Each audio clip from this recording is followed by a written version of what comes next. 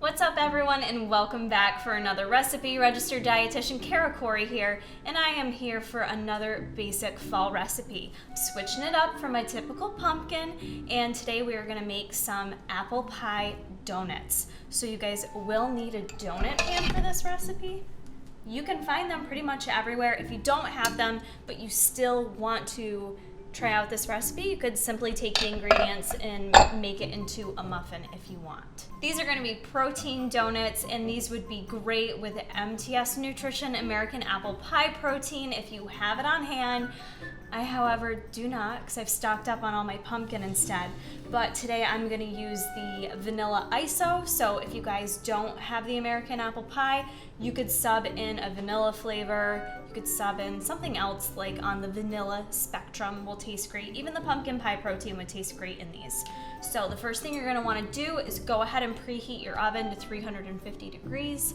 We're just going to go ahead and mix everything in our bowl here. We're going to start out first with our dry ingredients. So I'm going to start out with the protein, and we're going to add 1.5 scoops of the protein to our bowl. For flour, you guys can use whatever flour you like.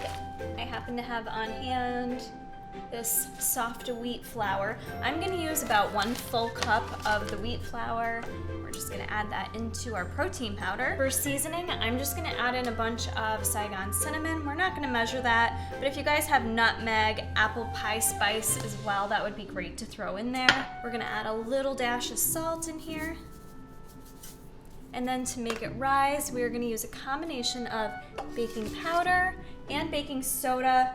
We're going to use 1/4 teaspoon of each of those guys. For sweetener, I'm going to use my good old buddy Splenda here, but use whatever sweetener you prefer. And I'm going to add in 1/4 cup of our Splenda. That's all our dry ingredients, so I'm just going to take a fork and mix all those up together first before we add in the wet ingredients. Now that we've got that mixed up, I'm going to add in 1 whole egg, which I've already gotten here.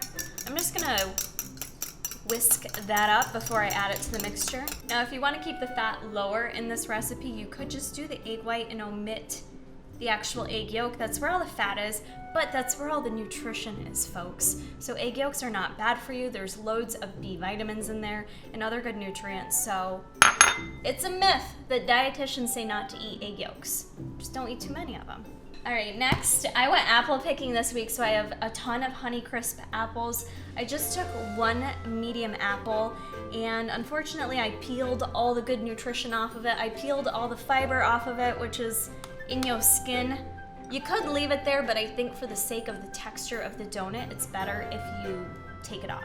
So I took off the peel, and then what I did was I chunked it up, shredded the apple so we get these little apple shreds. So this is just 1 medium apple all shredded up. That's a Honeycrisp. You guys can use whatever flavor apple you want, but we're gonna add all those shreds in there. I'm going to use 1/4 cup of unsweetened applesauce.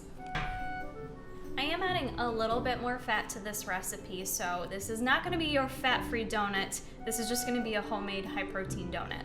But I am gonna use 2 tablespoons of butter. Actually, I'm gonna do 1 tablespoon of butter. All right, I'm gonna go ahead and stir this all up and see what consistency we're working with here. Damn, boo, that texture though.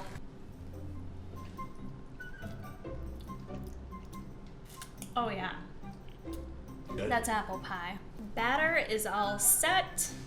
Now we just need to go ahead and fill your donut pan. Just want to make sure you fill it not all the way, basically 3/4 full.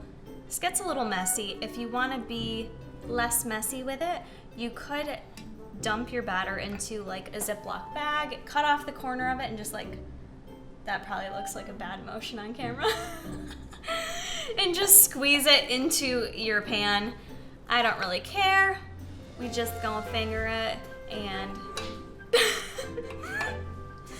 make it work.